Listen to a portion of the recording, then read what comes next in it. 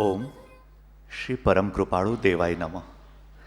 આજના આપણા માન્ય મહેમાન છે દેશ વિદેશમાં સુપ્રસિદ્ધ વિદ્વાન કથાકાર તથા વૈદિક ગ્રંથોના અધિકૃત ચિંતક પૂજ્ય શ્રી ભૂપેન્દ્રભાઈ પંડ્યા.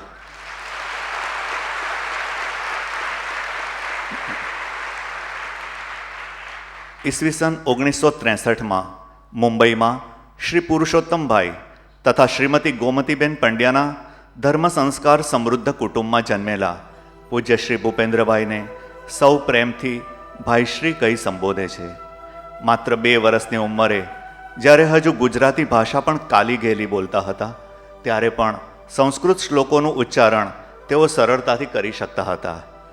5 વર્ષની વયે પણ ભાઈશ્રી કથામૃતનું પાન એટલા રસથી ને એકાગ્રતાપૂર્વક કરતા કે શ્રી ડોંગરેજી મહારાજની કથા મહારાજશ્રીની જ શૈલીમાં તેઓ શબ્દશઃ બોલી બતાવતા હતા. શાળાના અભ્યાસમાં પ્રથમથી ફર્સ્ટ રેન્કર તથા વાંચનના ઊંડા રસિક એવા ભાઈશ્રીએ તેમની સ્કૂલ લાઇબ્રેરીના લગભગ તમામ પુસ્તકો વાંચી લીધા હતા. સાયન્સ સ્ટુડન્ટ હોવા છતાં કોલેજમાં તેઓ સંસ્કૃત ભાષામાં નાટકો વિનંતી કરું છું. એ સાથે પરમ પૂજ્ય ગુરુદેવશ્રીને તિલક કરશે આજના પરમ સત્સંગનો લાભ લેનાર શ્રી સુરેશભાઈ જયંતીલાલ અજમેરા.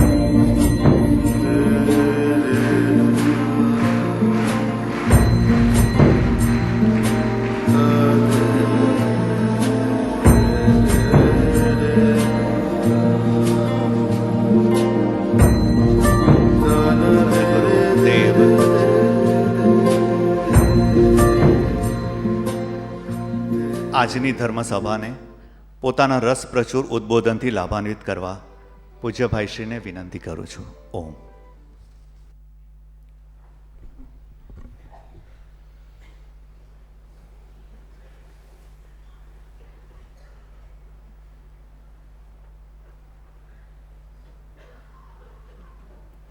વિશ્વાનિ દેવ સવિતર દુરિતાનિ પરાસુવ યદભદ્રં તન્ન આસુવ.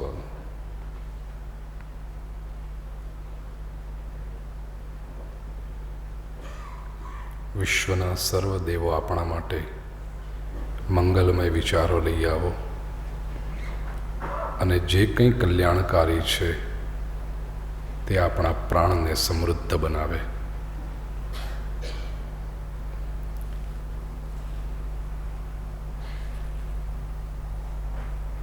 શ્રીમદ રાજચંદ્રની ચેતનાને પોતાના ચહેરા પર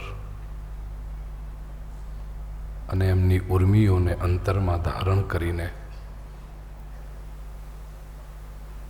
યુવાનોમાં એક નવો ઉત્સાહ અને આધ્યાત્મિકતાનું પ્રજ્વલન કરી રહેલા પરમ આત્મીય રાકેશભાઈ,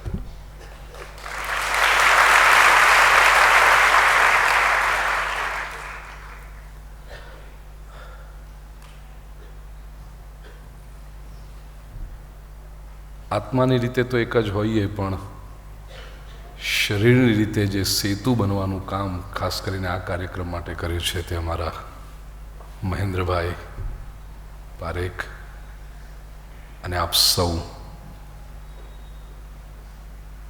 સાધક ભઠ્ઠીમાં શેકાઈ રહેલા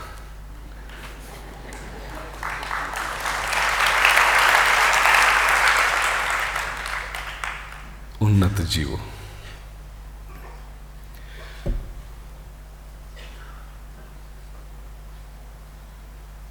ઇતિહાસમાં વર્ષ એક બહુ સુંદર વિશિષ્ટતા લઈને આવ્યું છે જ્યારે આપ સૌએ ભગવદ્ ગીતાનો અભ્યાસ કરવાનું નક્કી કર્યું છે. યુવાનો માટેનું કંઈ પણ આમંત્રણ હોય પૂજ્ય રાકેશભાઈએ જ યાદ કર્યું હમણાં અમે બેઠા હતા, એટલા માટે બાપા આપણામાંથી જ લઈને કહું છું. કંઈક એમણે સાંભળી હશે ટેપને એમાં કહ્યું કે આપે એવું કહ્યું છે કે યુવાનો માટે જ્યારે કંઈક હોય તો અહીંયા આગળ ત્રિવેણી સંગમ એવી રીતનો થયો છે કે યુવાનો માટે છે, એમાં વિશેષ કરીને ભગવદ્ ગીતા માટે છે. કોલેજમાં ભણતો ત્યારે હું કહેતો કે ગીતા ઇઝ માય ફર્સ્ટ લવ.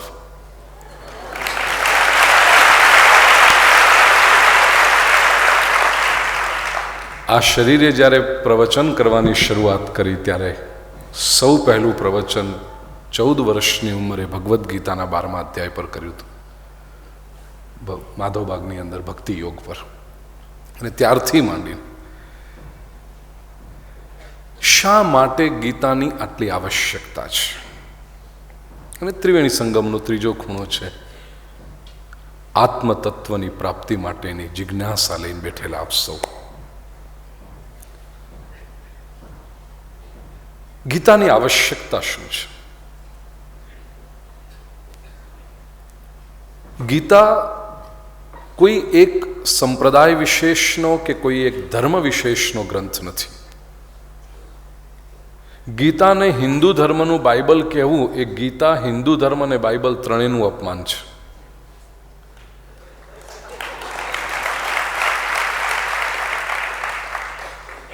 એનું કારણ, you can't compare apple with orange.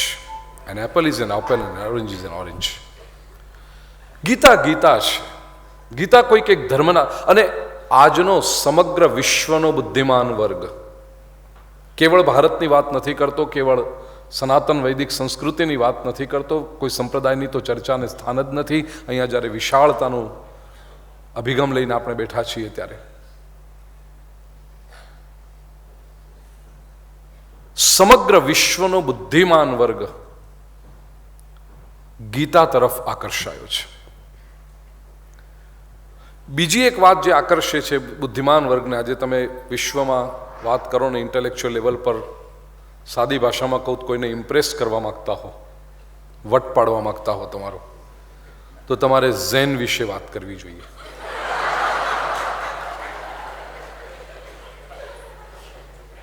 હા, ઝેન લોકો એમ સમજે છે કે કંઈક જુદું છે, પણ પુરવાર કરી શકું એ જુદું નથી. ઝેનના મૂળમાં છે ધ્યાન. સંસ્કૃતનો ધ્યાન શબ્દ બૌદ્ધના વિચારો સાથે ચીનમાં ગયો, ત્યાં બન્યો ચાંગ. ચાઇનીઝ ભાષામાં આજે પણ ધ્યાનને કહેવાય ચાંગ. અને ચીનથી પછી નીચે સાઉથ ઇસ્ટ એશિયામાં ટ્રાવેલ કરતા જાપાનમાં પહોંચ્યો અને એ ત્યાં બન્યો ઝેન. ધ્યાન, ચાંગ, ઝેન. અને ઝેનની જે પ્રક્રિયાઓ છે એ મોટે ભાગે ધ્યાનની પ્રક્રિયાઓ છે. અને ધ્યાન એટલે બીજું કશું જ નથી, ભગવદ્ ગીતાનો 6થો અધ્યાય આત્મસંયમ યોગ. ફરીથી કહું, પૂજ્ય રાકેશભાઈએ યાદ કરાવી રીતે મારા અત્યંત ગમતા અધ્યાયોમાંનો એક. મારા વિશે આટલું બધું જાણીને બેઠા છો.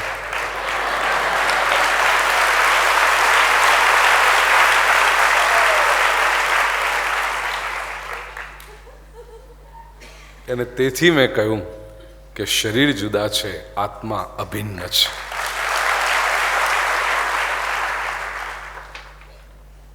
કયું એવું તત્વ છે ભગવદ્ ગીતામાં જે સમગ્ર વિશ્વના બુદ્ધિમાનોને, બુદ્ધિનિષ્ઠોને આકર્ષે છે? એક સત્ય ઘટનાથી આજની વાત શરૂઆત કરવા માંગુ છું.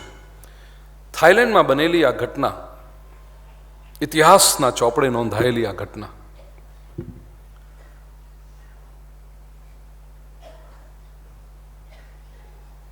એક શહેરની અંદર વચ્ચોવચ્ચ મંદિર હતું, અતિ પ્રાચીન મંદિર, સૈકાઓ જૂનું.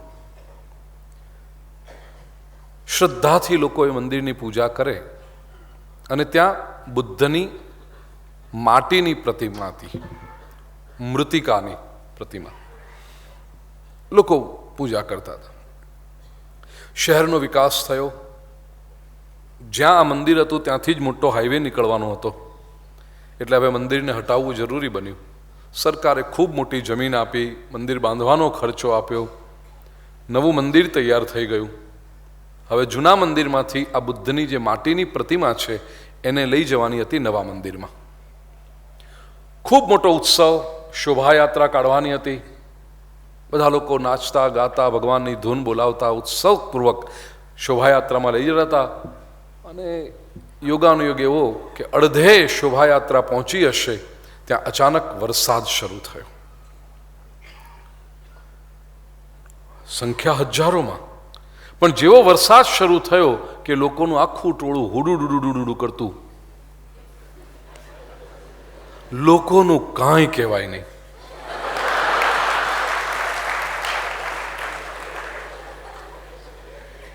એ ગમે ત્યારે હુડુડુડુડુ કરતા ભેગાય થઈ જાય.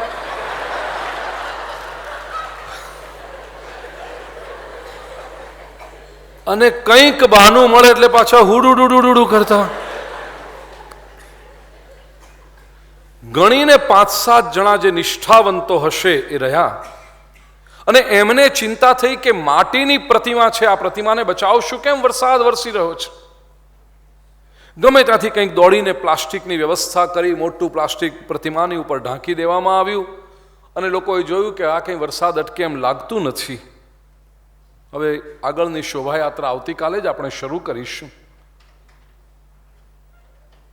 પૂજારી જે મૂર્તિનો એ ત્યાં બેસી રહ્યો. રાત થઈ. એને જરાક પ્લાસ્ટિક ઊંચું કરીને જોયું કે આટલો બધો વરસાદ છે, મૂર્તિ ભીની તો નથી થતી ને, માટીની મૂર્તિ છે, કંઈક નુકસાન ન થવું જોઈએ. પ્લાસ્ટિક ઊંચું કરીને જોયું તો 1-2 જગ્યાએથી એને કંઈક કિરણો આવતા દેખાયા. નવાઈ લાગી કે આ મૂર્તિમાંથી કિરણો છે ને આવી રહ્યા છે. વધારે જરા તપાસ કરી તો એ 2-3 જગ્યાએથી માટી ઉખડી ગઈ હતી. ચિંતા થઈ કે આ મૂર્તિને નુકસાન થયું. પણ ધ્યાનથી જોયું ત્યાં ખબર પડી કે જ્યાંથી માટી ઉખડી ગઈ હતી ત્યાં નીચે સુવર્ણ દેખાતું હતું, સોનું હતું. વધારે તપાસ કરી ખ્યાલ આવ્યો, વાલા મુમુક્ષુજનો, હકીકત એ હતી કે આખી મૂર્તિ સોનાની હતી. માટીનું તો ઉપર માત્ર કવર હતું જે વર્ષોથી પૂજાતું હતું. સંશોધન કર્યું ત્યારે ખ્યાલ આવ્યો કે સૈકાઓ પહેલા મૂર્તિ તો સોનાની જ હતી ને સોનાની તરીકે જ પૂજાતી હતી. પણ 100-200 માઇલ દૂર ધાડપાડું આવી રહ્યા હતા અને આ દિશામાં આવતા હતા. એટલે કોઈ આવીને નગરમાં સમાચાર આપ્યા કે ધાડપાડું આવી રહ્યા છે, બચો, જેને જે બચાવવું એ બચાવી લો. આ મૂર્તિની આજુબાજુના લોકોએ નક્કી કર્યું શું કરીશું? નાની ગોષ્ઠી હશે તો ખાડો ખોડીને એ કરીએ, પણ આટલી મૂર્તિને કેમ છુપાવાય? અને ધાડપાડુની નજર તો આ સોનાની મૂર્તિ પર પહેલી પડવાની. કંઈક બુદ્ધિવાન હશે 2-4 જણા એમને કહ્યું કે આના ઉપર માટી લગાડી દો. મૂર્તિની ઉપર માટી લગાડી દેવામાં આવી. ધાડપાડું આવીને જે લૂંટ્યું એ તો એ લોકો જાણે. પણ માટી લગાડવાવાળા જતા રહ્યા, ધાડપાડુઓ પણ જતા રહ્યા. આ મૂર્તિ બુદ્ધની માટીની મૂર્તિ તરીકે સૈકાઓ સુધી પૂજાતી રહી. ઉપકાર માનીએ આ વરસાદનો કે જેણે સત્યને પ્રગટ કર્યું અને મૂર્તિનું સુવર્ણત્વ પ્રગટ. મારા વાલા ભાઈઓ અને બહેનો, આ માત્ર એક માટીની પ્રતિમાની વાત નથી, આ મારી ને આપની સૌની વાત છે. આ શરીરને માટીના પૂતળા તરીકે લોકો વર્ષોથી પૂજતા રહ્યા છે. કેટલા લોકોની દ્રષ્ટિ અંદરના સુવર્ણમય આત્મા પર પડે છે. એના માટે તો ભગવદ્ ગીતાના ઉપદેશ જેવી કોઈ વૃષ્ટિ થાય ત્યારે માટીનું લેયર નીચી જાય, પડી.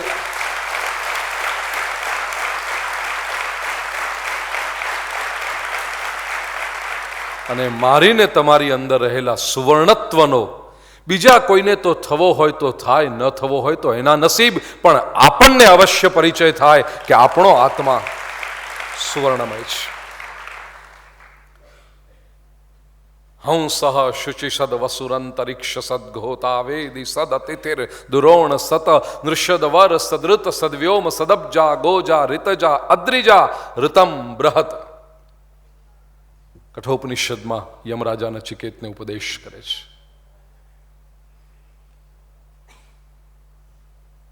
વિચાર આવે છે, કહું? આપે કંઈક કહ્યું ને કે આ સત્સંગ કરવો છે, વિષય લખી રાખો કઠોપનિષદ પર, હું આપને ત્યાં આવીને બોલીશ. વિશુદ્ધ આત્માનો પરિચય યમરાજા નચિકેતાને ઉપદેશ કરે છે. મારો વિષય ભગવદ્ ગીતા આપણી અંદરનું સુવર્ણત્વ પ્રગટ કરે છે.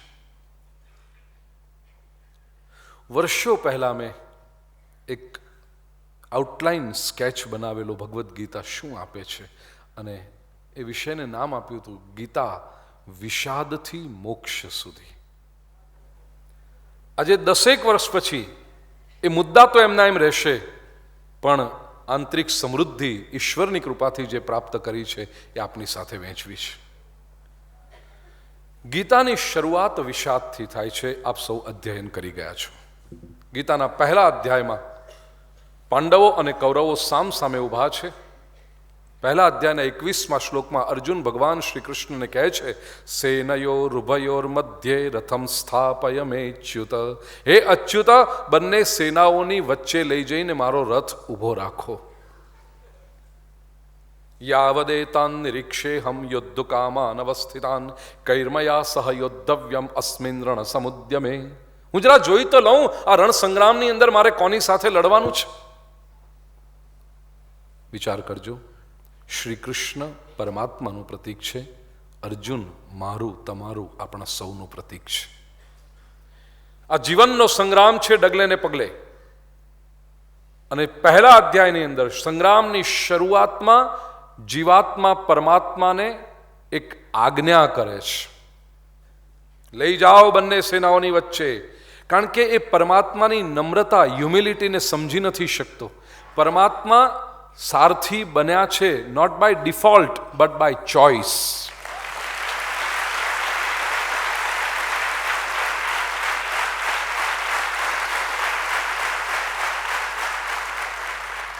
સારથી હોવું એ પરમાત્માનું કર્તવ્ય નથી, સારથી બનવું એ પરમાત્માની કૃપા છે, અજ્ઞાન છે જીવાત્માનું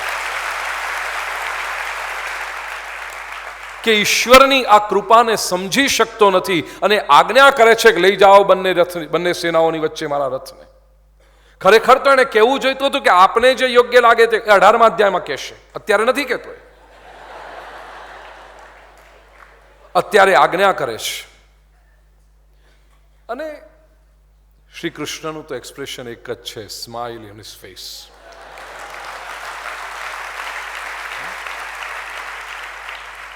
Because he knows pretty well that smile is a curve which makes everything straight.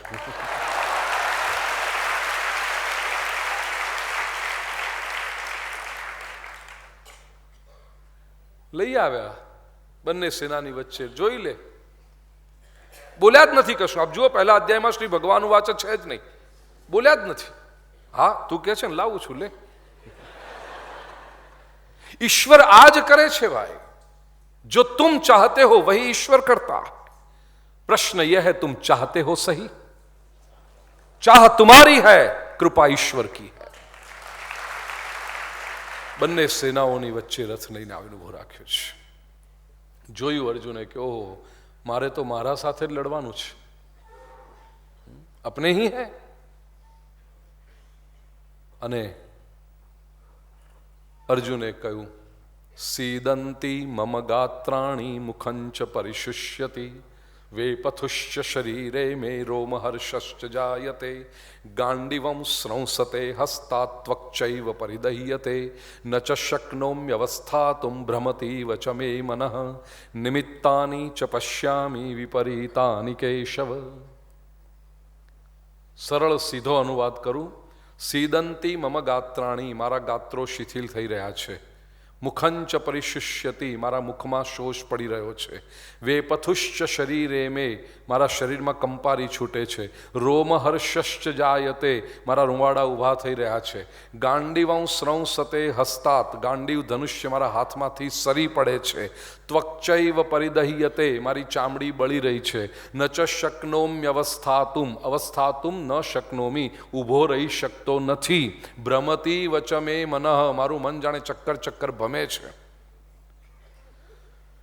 Shri Krishna જો સામાન્ય વ્યક્તિ હોત તો કહ્યું હોત, અર્જુન તારું બીપી લો થઈ રહ્યું છે.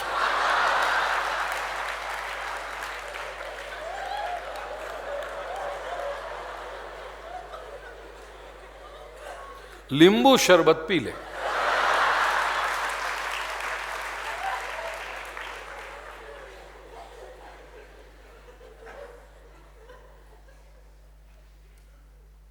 या तो अर्जुन ने गलत आदमी के सामने अपने सिम्टम्स बताए, या तो कृष्ण को सही पेशेंट मिल गया।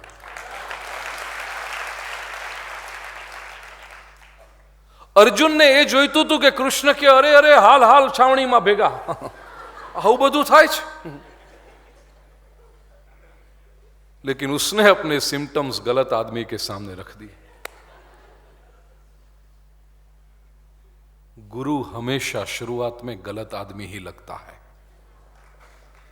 क्योंकि जब भी आप पहली बार गुरु के सामने खड़े रहते हो, वो ऐसी कुछ बात बताएगा जो तुम्हारे मन को रास नहीं आती, वो तुम्हें गलत ही लगेगा। और याद रखना, शुरुआत में जो गलत लगता है वही गुरु तुम्हारे लिए अंत में सही सिद्ध होता है।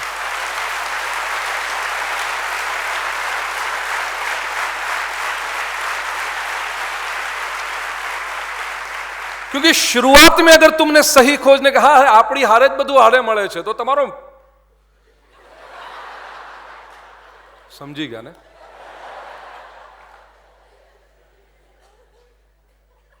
તમે નેપકિન લેવા જાઓ ને એમ ગુરુ ન લઈ શકો, કારણ કે એ તમને પસંદ ગઈ, આ બોર્ડર મને બહુ ગમી, હા કલર બહુ સરસ છે, ચાલો, ऐसे तुम गुरु को लेके आओगे? नहीं।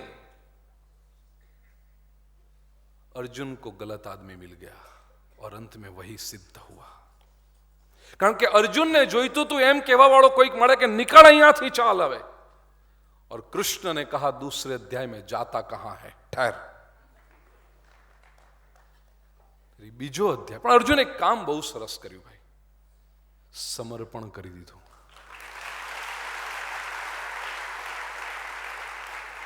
वो काम उसने बहुत बड़ा कर दिया। अर्जुनની અર્જુનનેસ અને સંસ્કૃત વ્યાકરણની દ્રષ્ટિએ તમે જુઓ તો અર્જુન શબ્દ પ્રગટે છે રુજુ। રુજુ એટલે કોમળ, રુજુ એટલે સરળ, સ્ટ્રેટ ફોરવર્ડ।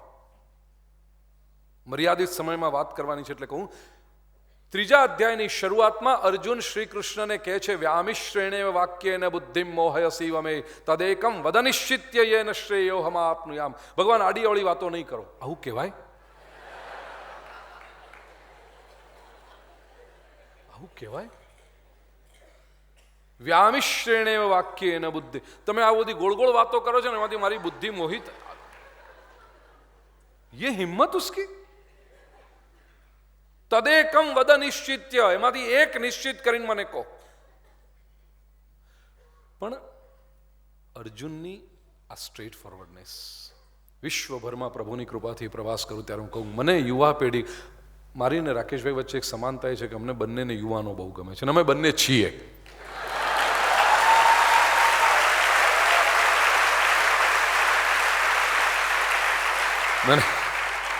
मैंने शुरुआत में कहा, महेंद्र भाई भले 60+ उम्र हो, पण he is young at heart. क्या गया, संताई गया? अच्छा एवं छे। युवान स्ट्रेट फॉरवर्ड होय छे, युवान पोताना हृदयनी वातने तरत व्यक्त करी शके छे, અને યુવાન જો કન્વિન્સ થાય તો બીજાની વાતને ખેલદિલી પૂર્વક સ્વીકારી શકે છે। અર્જુન રુજુ છે, સરળ છે, કોમળ છે, સ્ટ્રેટ ફોરવર્ડ છે। ન અપીલ થયું તો કહ્યું કે ભાઈ આ નહીં ગમ્યું મને। માણસ જેમ મોટો થતો જાય છે ને મીંઢો થતો જાય છે, એટલે 20 વર્ષનો પણ મીંઢો હોય અને 80 વર્ષનો પણ સરળ હોય। મીંઢાપણાને ઉંમર સાથે લેવા દેવા નથી, એને માણસની આંતરિક જાગૃતિ સાથે લેવા દેવા।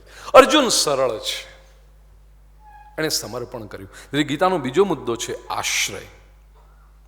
બીજા અધ્યાયના 7મા શ્લોકમાં અર્જુને ભગવાન શ્રી કૃષ્ણને કહી દીધું, પ્રભુ કાર્પણ્ય દોષોપહત સ્વભાવ પૃચ્છામિ ત્વામ ધર્મ સમ્મૂઢ ચેતા यच्छ्रेयस्यान्निश्चितं ब्रूहि तन्मे शिष्यस्तेहं शाधिमां त्वां प्रपन्नम। પોતાની વ્યથા રજૂ કરી કે કાર્પણ્ય દોષોપહત સ્વભાવ, કાર્પણ્ય દોષથી મારો સ્વભાવ અપહૃત થયો છે પૃચ્છામિ ત્વામ ધર્મ सम्मूढ़ चेता, હું ધર્મ सम्मूढ़ चेतस થઈને પૂછી રહ્યો છું. याद रखना, अर्जुन की समस्या धर्म और अधर्म में से पसंद करने की नहीं थी. अर्जुन की समस्या दो धर्म में से एक को पसंद करने की थी. એક ધર્મ ને એક અધર્મ હોત તો અર્જુનમાં એટલી તો બુદ્ધિ હતી કે નક્કી કરે કે આ ખોટું છે, ન લેવાય, આ સારું છે, લેવાય. उसके सामने दो सही बातें थी. બંને સારી વાતો ને એમાંથી એકને પસંદ કરવાની છે. કન્ફ્યુઝન વહીં હોતા है. दोनों अधर्म हो तो दोनों को छोड़ दो. एक धर्म एक अधर्म हो तो अधर्म को छोड़ के धर्म का स्वीकार करो.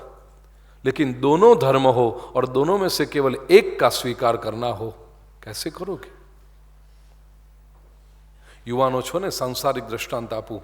22-25 વર્ષની ઉંમર થાય ને છોકરાઓને છોકરીઓ બતાવવામાં આવે, છોકરીઓને છોકરાઓ બતાવવામાં આવે, અને પછી ટ્રાયલ એન્ડ એરર કરતા કરતા કરતા ચેકલિસ્ટ નાનું થતું જાય. 15માંથી 3 પર આવો, 3માંથી 2 પર આવો. હવે કરવાનું તો એકની હારે હોય.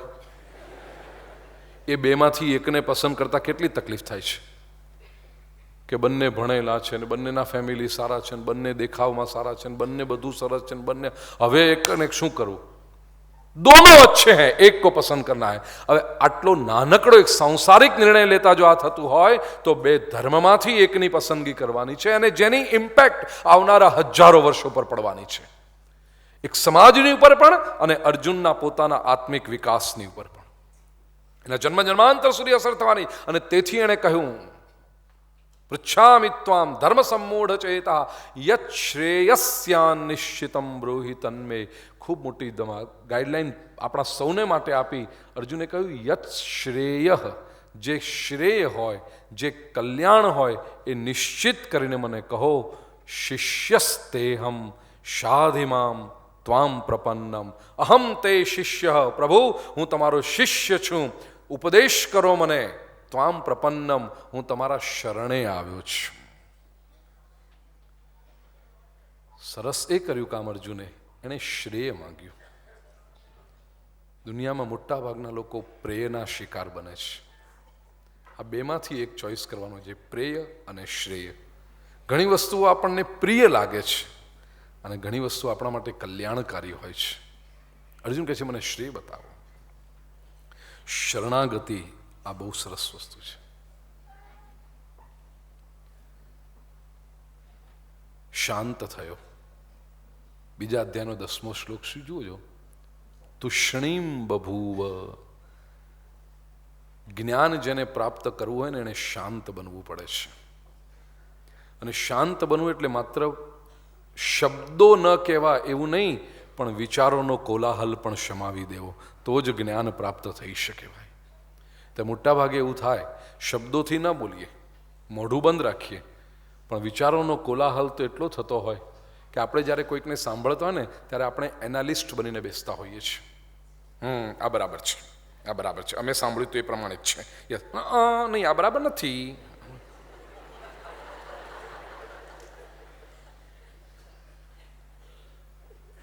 શ્રોતા બનવું આ એક બહુ મોટી યોગ્યતા છે. પરીક્ષક બનવું તો બહુ સહેલું છે.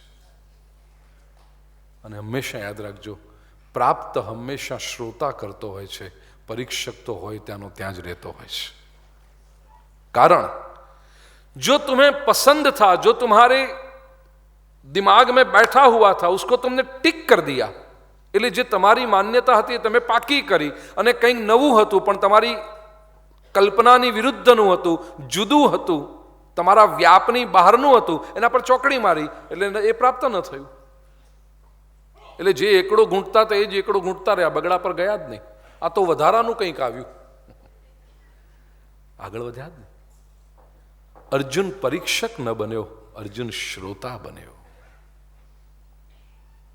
તુષ્ણીમ બભૂવ. અને જ્યારે શ્રોતા બન્યો, ભગવદ્ ગીતાના બીજા અધ્યાયના 11મા શ્લોકથી ભગવાને ઉપદેશની શરૂઆત કરી. 11મા શ્લોકથી 20મા શ્લોક સુધી પ્રભુએ દેહની ક્ષુદ્રતા અને આત્માની અમરતાનું વર્ણન કર્યું. એ જ્ઞાનના પ્રકરણમાં આવશે, પણ પછી ત્રીજો મહત્વનો મુદ્દો ભગવદ્ ગીતા જે આપણને આપે છે એ છે કર્મ. બીજા અધ્યાયનો 47મો શ્લોક, અતિ પ્રસિદ્ધ શ્લોક. કર્મણ્યેવાધિકારસ્તે મા ફલેષુ કદાચન મા કર્મ ફલ હેતુર્ભુઃ મા તે સંગોસ્ત્વ કર્મણિ. તે અધિકાર કર્મણી એવ, કર્મમાં જ છે તારો અધિકાર.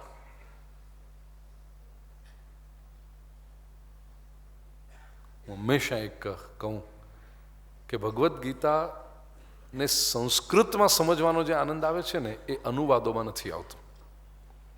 સંસ્કૃત ભાષા કોઈ પણ રચના, ઇવન કવિતાની પણ તમે વાત કરો, કોઈ ઇંગ્લિશ કવિતા હોય અને આપણને ઇંગ્લિશ ના આવડતું એને કોઈ અનુવાદ કરીને આપે એ ઠીક છે, પણ સંસ્કૃત ભાષાને એના ન્યુઅન્સીસ, એ પણ 5000 વર્ષ પહેલાની જે ભાષા અને એ વખતે બોલવાના જે પ્રયોગો, એ અર્થમાં જો તમે સમજો, શ્રી કૃષ્ણ કેટલું ઠોસથી વાત કરી રહ્યા છે.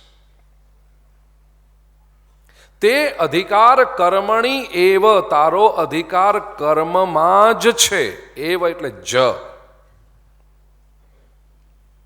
મા ફલેષુ કદાચન, ફળમાં નથી એટલું કહ્યું તો ઇનફ હતું, પણ કદાચન ક્યારેય નહીં. અધિકાર છે ત્યાં જકાર કર્યો અને નથી એમાં ક્યારેય નહીં. આ વાતને જો સમજાવ્યો તો હું પ્રવચનોમાં કહું, હું આપના ઘરે આવું, આપ સ્વાગત કરો અને પછી બતાવો કે આ રૂમ,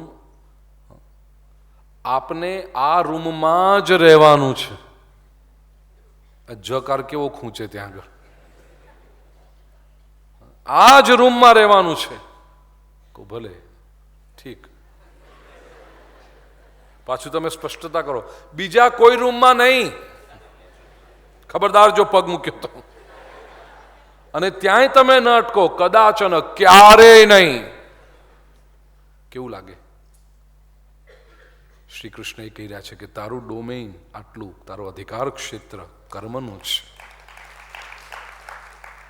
ફળમાં નહીં, ક્યારેય નહીં. Don't even try to enter that. અને આ વાત લોજિકલી અને ઇમોશનલી બંને રીતે ખૂબ તથ્યવાન છે. કર્મનો સિદ્ધાંત જો સમજવો હોય, હું કર્મ કરું અને હું જ પરિણામ પણ નક્કી કરું, એ તો એના જેવું થયું કે હું પેપર લખું પરીક્ષામાં અને હું જ માર્ક આપું.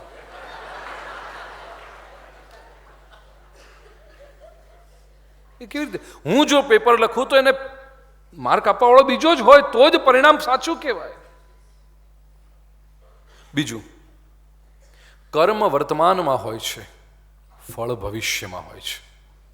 આપણો અધિકાર કેવળ વર્તમાન પર છે. ભવિષ્યમાં આપણે હોઈશું કે નહીં એના ઠેકાણા નથી, તો પછી અધિકાર છે ને. ત્રીજું, કર્મ એક વ્યક્તિમાંથી પ્રગટ થાય છે, ફળ સમષ્ટિમાંથી આવે છે. અતિ પ્રચલિત દ્રષ્ટાંત હું છેલ્લા 20 વર્ષથી કથાઓમાં આપી રહ્યો છું. ડૉક્ટરના પત્ની અને પેશન્ટના પત્ની મંદિરમાં જઈને ભગવાન આગળ પ્રાર્થના કરે છે. બે બહેનો, એટલે બહેનો નહીં પણ બહેનો. પેશન્ટની પત્ની હાથ જોડીને પ્રભુને કહે છે, હે પ્રભુ, હે કૃપાળુ, મારા પતિ આટલા વખતથી બીમાર છે, બધું પૈસા ખર્ચાઈ ગયા છે, હવે તો દેવું શરૂ થયું છે, એમની તબિયત સારી થાય એવું કંઈક કર પ્રભુ. આ ડૉક્ટરના બિલ ભરીને થાકી ગયા. બાજુમાં ડૉક્ટરના પત્ની ભગવાનને કહે છે કે હે પ્રભુ, મારા પતિનો ધંધો ચલાવજે. આમાં ભગવાન શું કરે?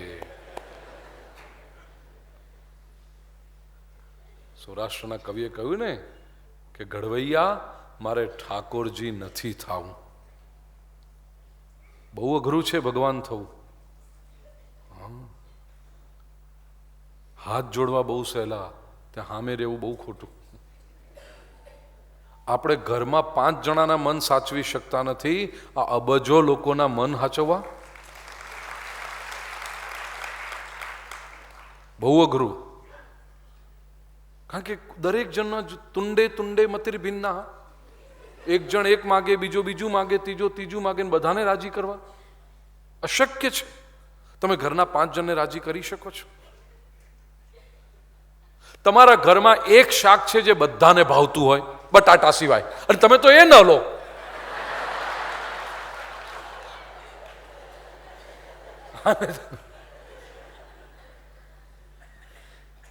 રીંગણા બનાવો તો એકને ભાવે ને મોટી દીકરીને ભાવે ને છોકરાનો ચહેરો ચડી જાય, ભીંડા બનાવો તો છોકરાને ભાવે ને દીકરી કે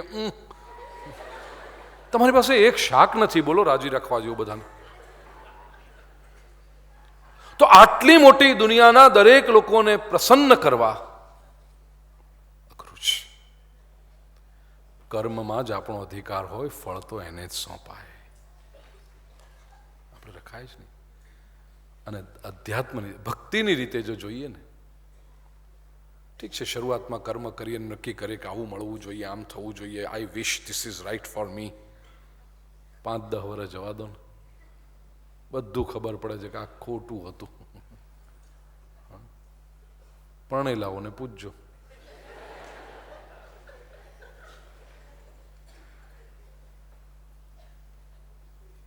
ખોટું હતું. હવે આટલો મહત્વનો નિર્ણય પણ જો આપણને એમ લાગે કે ના કંઈક બીજું કર્યું હોત તો સારું થાત, અને એ બીજું જ્યાં હોય એને પણ એ જ લાગતું હોય,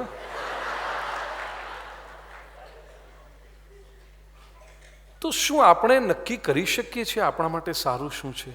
નહીં. એના કરતાં તો નમ્ર ભાવે જઈને પ્રભુને કહેવું, પ્રભુ મારા માટે કલ્યાણકારી શું છે મને ખબર નથી, તું નક્કી કર, કારણ કે આખો માસ્ટર પ્લાન તારી પાસે છે.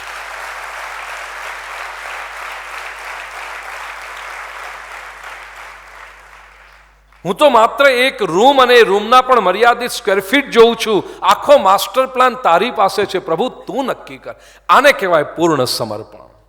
અને પૂર્ણ પ્રયત્ન સાથે પૂર્ણ સમર્પણ હોય તો એ બંનેની શોભા વધે છે. પૂર્ણ પ્રયત્ન કરનારો પણ સમર્પણ ન કરનારો રાક્ષસ બને છે, અને પૂર્ણ સમર્પણ કરે પણ પ્રયત્ન ન કરનારો આળસુ બને છે, કાં તો લાલચુ બને છે. ये दोनों भक्त कहलाने के योग्य नहीं. समन्वय दोनों का चाहिए. અને તેથી કર્મની એકદમ શિખર પર જતા ભગવાન શ્રી કૃષ્ણએ યોગની વ્યાખ્યા આપી, યોગ કર્મસુ કૌશલમ. ગીતા યોગશાસ્ત્ર છે. એક એક અધ્યાય પૂરો થાય પછી ઝીણા અક્ષરમાં તમારા પુસ્તકમાં સંકલ્પ લખ્યો હશે, વાંચજો. ઇતિ શ્રીમદ ભગવદ્ ગીતાસુ ઉપનિષત્સુ બ્રહ્મ વિદ્યાયામ યોગશાસ્ત્રે શ્રી કૃષ્ણાર્જુન સંવાદે. પછી અધ્યાયનું નામ આવે સાંખ્ય યોગો નામ દ્વિતીયોધ્યાય કે કર્મ યોગો નામ તૃતીયોધ્યાય. યોગશાસ્ત્ર છે. યોગશાસ્ત્ર એટલે શું? આપણે યોગને માત્ર કસરત સુધી મર્યાદિત કરી દીધું. આમ પગ ઊંચા કરવા ને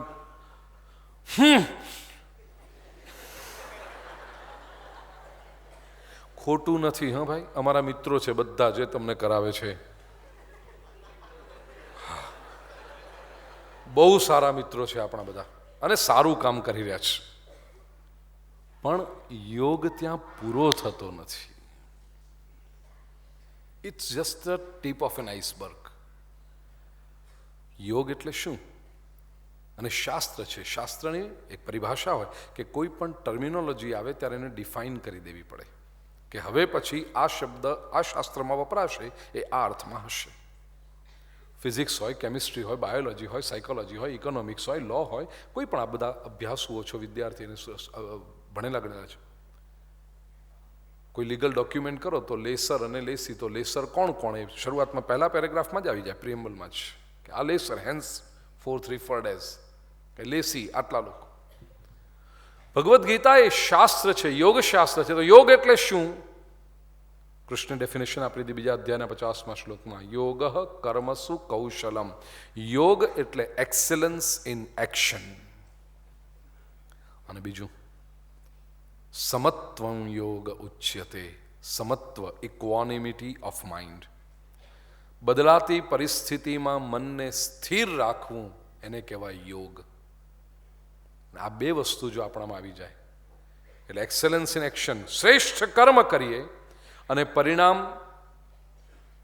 આપણું ગમતું આવે અથવા ન આવે એ બંને પરિસ્થિતિમાં મનને સ્થિર રાખવું એને કહેવાય યોગ.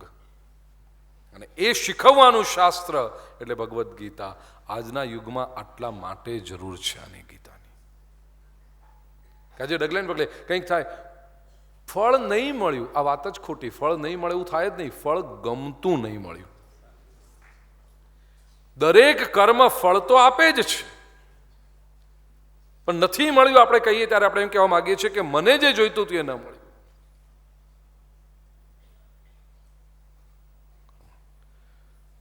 તો શું કરવાનું? કર્મ પરનો અધિકાર છોડો. ચોથો મુદ્દો ભગવાન શ્રી કૃષ્ણ ગીતામાં કહે છે, કર્મ યજ્ઞીય ભાવનાથી કરો. અને યજ્ઞ પણ આપણે એટલું સંકુચિત, ખબર નહીં સમાજને સંકુચિતતા કેમ ગમતી હશે. સારા સારા કોન્સેપ્ટ મહાપુરુષો આપે, હજારો વર્ષોથી નિરંતર આપણને આપતા રહ્યા. ઋષિઓ, આચાર્યો, તીર્થંકરો, ભગવંતો, જ્ઞાનીઓ, ઉપદેશકો, ગુરુજનો. પણ આ સમાજ એ વિશાળ કોન્સેપ્ટને એવો નાનકડો કરી નાખે, એનો અર્થ જ આખો ચાલ્યો જાય, એનો સંદર્ભ જ જતો રહે. યજ્ઞ જેટલો વિશાળ કોન્સેપ્ટ ભારતીય સંસ્કૃતિ, સનાતન સંસ્કૃતિ આપે, વૈદિક સંસ્કૃતિ.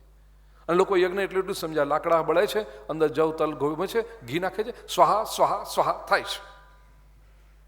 એ તો માત્ર પ્રતીક છે. ભગવદ્ ગીતાના 4થા અધ્યાયમાં જુઓ, ભગવાન શ્રી કૃષ્ણ યજ્ઞની ભાવનાને કેટલી વિશાળ કરી દીધી. દ્રવ્ય યજ્ઞ, તપો યજ્ઞ અને યોગ યજ્ઞ, જ્ઞાન યજ્ઞ, ક્યાં સુધી લઈ ગયા છે? અનેક પ્રકારના યજ્ઞો છે. અત્યારે આપણો ચાલી રહ્યો છે જ્ઞાન યજ્ઞ છે. ક્યાંય હળગતું નથી, માત્ર પ્રગટે છે.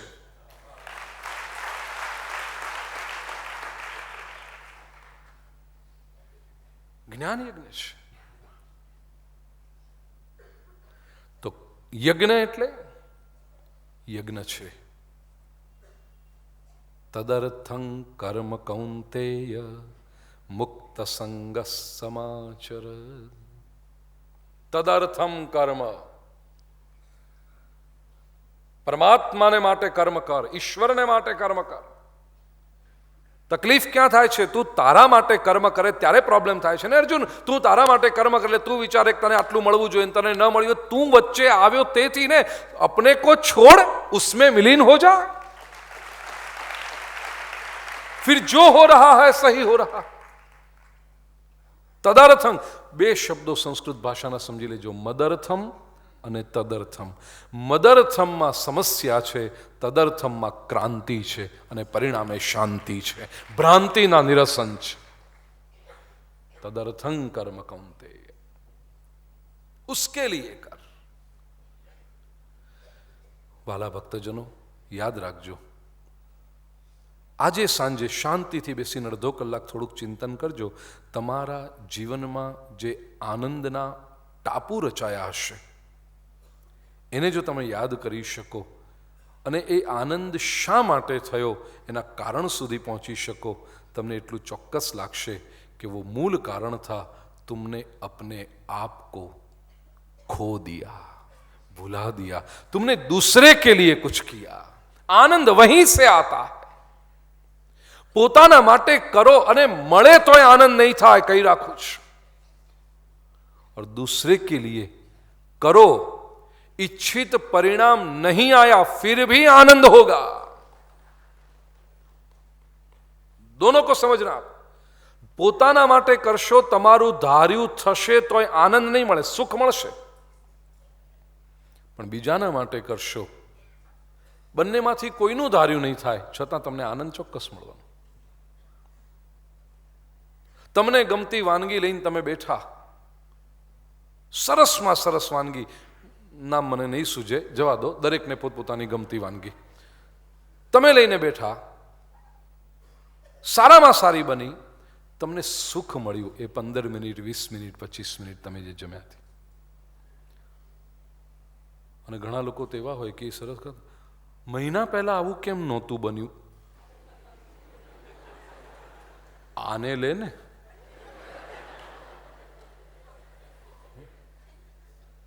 મહિના પહેલા આવું કેમ નહોતું બન્યું ને હી પિક્સ અપ ધ ફાઇટ.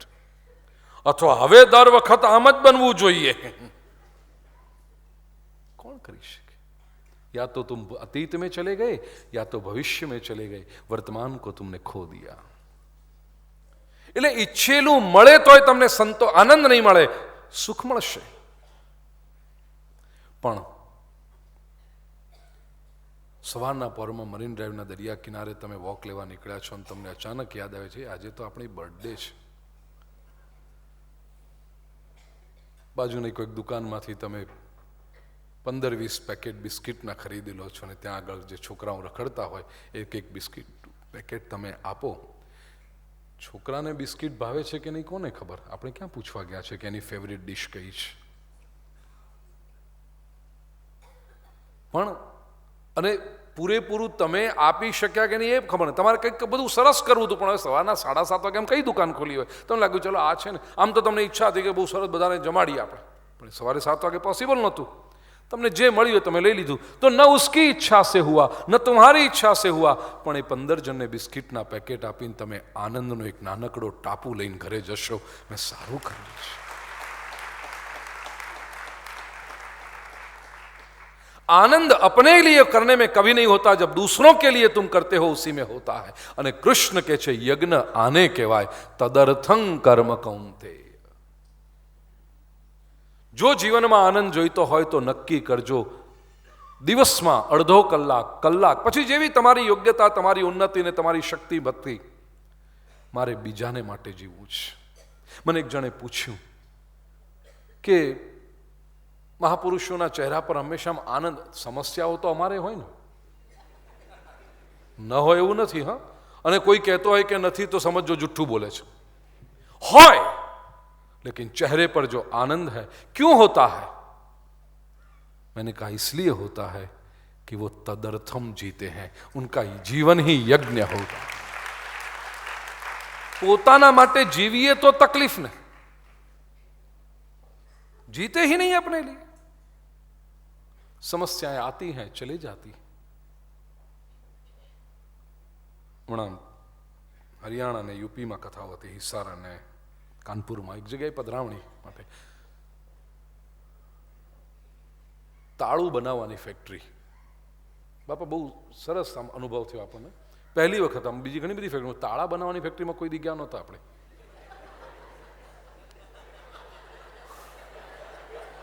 આમ ઘણી બધી જગ્યાએ પધરામણીઓ કરી, બધું લોકોના નવા ઘર, દુકાનો, ઓફિસો, ફેક્ટરીઓ, પણ ગયા.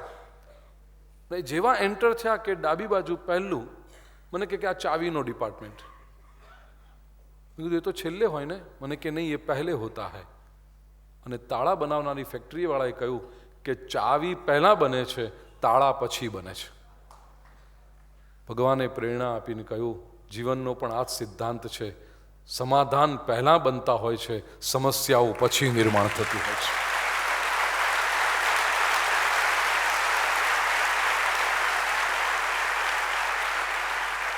याद रखना, तुम्हारे जीवन में एक भी समस्या ऐसी नहीं है जिसका समाधान न हो.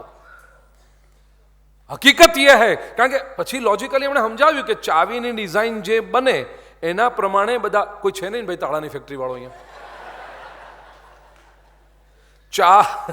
ચાવીની ડિઝાઇન પહેલા બને અને એના પ્રમાણે લીવર ગોઠવાય અને પછી તાળું બંધ થાય, ઉપર એને પેલું સીલ લાગે. पहला कई लीवर बनाओ પછી એ તો પેલો તમારો ડુપ્લિકેટ વાળો કરે. जीवन ईश्वर डुप्लीकेट में नहीं मानता.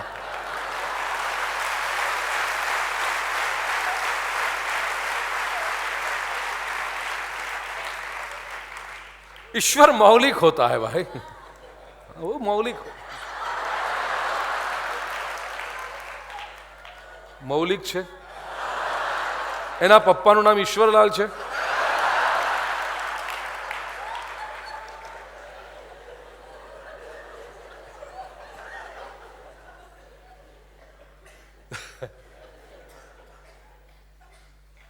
यज्ञ, जब तुम अपने लिए जीना बंद कर देते हो, અને બહુ મોટી હિંમતનું કામ છે ભાઈ.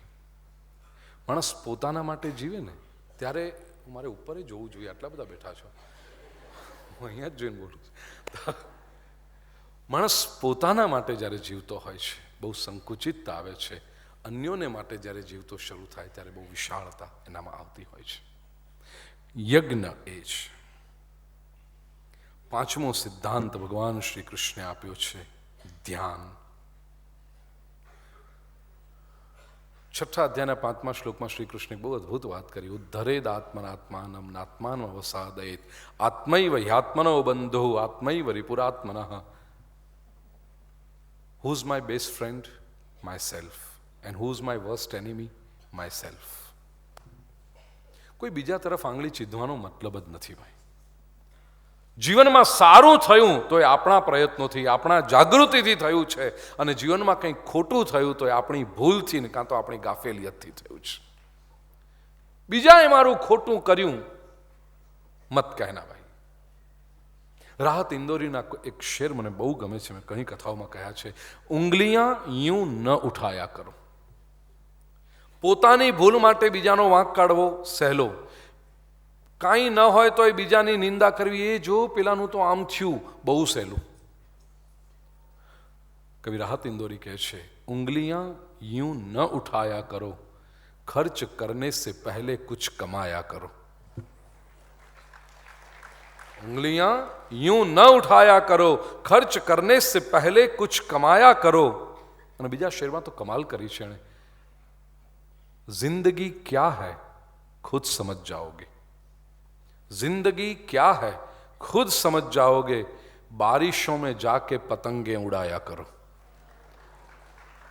હવા જ્યારે અનુકૂળ ચાલતી હોય ને ત્યારે તમે આમ એક ટીચકું મારો ને પતંગ ઉડી જાય, પણ વરસાદ વરસતો હોય ત્યારે ઉડાડી જુઓ પતંગ, ખબર પડે જિંદગી શું ચીજ છે.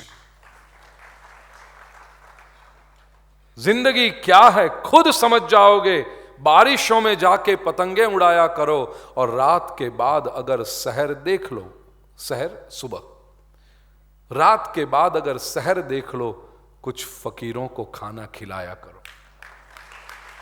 જીવનમાં અજ્ઞાનની રાત્રિ પછી જ્ઞાનનો સવાર જો ઉગે, જીવનમાં દુઃખની રાત્રિ પછી સુખની સવાર જો ઉગે, તો ફકીરો કો ખાના ખિલાયા કરો. એટલે રસ્તા પર રખડતાઓને ટુકડા નાખો એમ નહીં, कुछ ज्ञानी महापुरुषों के साथ में जाके जुड़ जाओ, उनको आधार दो कि तुम्हारे साथ हम खड़े हैं.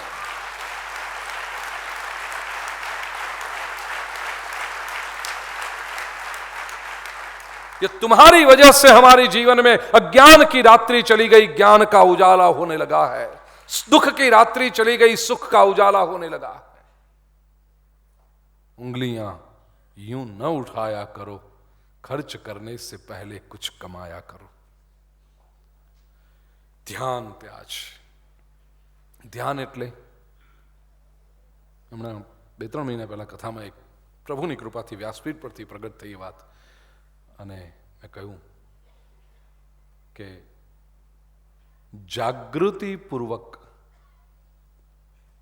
દુનિયાની દ્રષ્ટિએ બેહોશીમાં પ્રવેશી અને સમાધિને પામવાનો સિસ્ટમેટિક પ્રયાસ. એક શબ્દ મહત્વનો છે. જાગૃતિપૂર્વક દુનિયાની દ્રષ્ટિએ બેહોશીમાં પ્રવેશી અને સમાધિ અવસ્થાને પામવાનો સિસ્ટમેટિક પ્રયાસ, એને કહેવાય ધ્યાન. કારણ કે જે ધ્યાન શબ્દ એટલો બધો સસ્તો બની ગયો છે, ભારતના કોઈ પણ શહેરમાં નીકળો તો થાંભલે થાંભલે દાઢીઓ લટકે છે ધ્યાન શીખવા વાળી.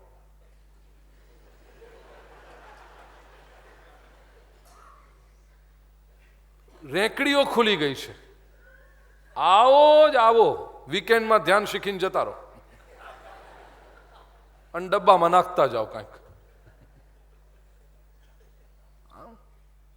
ધ્યાનના પુશર્સ, હોકર્સ ન ચાલે ભાઈ. જાગૃતિપૂર્વકનો પ્રયાસ છે. યોગી યુંજીત સતતમ આત્માનમ રહસે સ્થિતઃ, એકાકી યત ચિત્તાત્મા નિરાશીર પરિગ્રહ. સ્વ સાથેનો પરિચય કરવાનો સાધના પથ એ ધ્યાન છે. દુનિયામાં બધાને ઓળખીએ છીએ, પોતાને જ નથી ઓળખતા. બીજાના વિશે બધું જ ખબર છે, પોતાના વિશે કશું ખબર નથી, કારણ કે પોતાના ઘરના બારણા કદી ખટખટાવ્યા જ નથી. ભીતર તો કભી મુड़े ही नहीं. अपनी सारी ऊर्जा, अपनी सारी चेतना केवल बाहर की ओर जाती रही. ध्यान એટલે प्रतिक्रमण, टू टर्न अबाउट, अपनी ओर चले आना, એ ધ્યાન છે. અને ધ્યાન પછીનો જે છઠ્ઠો સિદ્ધાંત આવે છે તે જ્ઞાન. બીજમ મામ સર્વભૂતાનામ વિદ્ધિ પાર્થ સનાતનમ. 7મા અધ્યાયમાં પ્રભુ કહે છે, હે પાર્થ, સર્વભૂતાનામ સનાતનમ બીજમ મામ વિદ્ધિ. પ્રાણી માત્રનું જે સનાતન બીજ છે એ તું મને, અગેન સંસ્કૃત વ્યાકરણ, વિદ્ધિ શબ્દ સમજવો પડે. વિદ્ધિ શબ્દ વિદ ધાતુમાંથી આવે છે. વિદ ઇઝ ટુ નો, જેના પરથી વેદ, વિદ્વાન, આ બધા જે શબ્દો આવ્યા ને એ મૂળ છે વિદ. વિદ ઇઝ ટુ નો, અને એનું આજ્ઞાર્થ થાય વિદ્ધિ, એટલે માન, સમજ. તારું મન દલીલો કરે, તારી બુદ્ધિ કુતર્ક ઊભા કરે, કદાચ સ્વીકારવા માટે તૈયાર ન થાય છતાં પણ તું આ માન, એને કહેવાય વિદ્ધિ. આ વિદ્ધિ શબ્દ સમજાવવા માટે હું હંમેશા રામાયણમાંથી, વાલ્મીકી રામાયણમાંથી દૃષ્ટાંત આપું. રામ અને સીતા વનમાં ચાલ્યા. મૂળ તો રામજી ચાલ્યા, સીતાજી સાથે ચાલે. લક્ષ્મણ કહે છે હું પણ જઈશ. સુમિત્રાને પગે લાગવા માટે જ્યારે લક્ષ્મણ ગયો ત્યારે આ મા પોતાના દીકરાને કહે છે વાલ્મીકી રામાયણમાં, રામમ દશરથમ વિદ્ધિ મામ વિદ્ધિ જનકાત્મજા અયોધ્યામ અટવીમ વિદ્ધિ ગચ્છતાત યથા સુખમ. રામમ દશરથમ વિદ્ધિ, રામને દશરથ માનજે. વિદ્ધિ, તારું મન એમ કે રામ ક્યાં દશરથ છે? દશરથ તો પિતા, રામ તો મોટા ભાઈ છે. Nothing doing. એ મોટા ભાઈ પિતાના સ્થાને છે. રામમ દશરથમ વિદ્ધિ મામ વિદ્ધિ જનકાત્મજા. જનકાત્મજા, સીતાને મારી જગ્યાએ જોજે.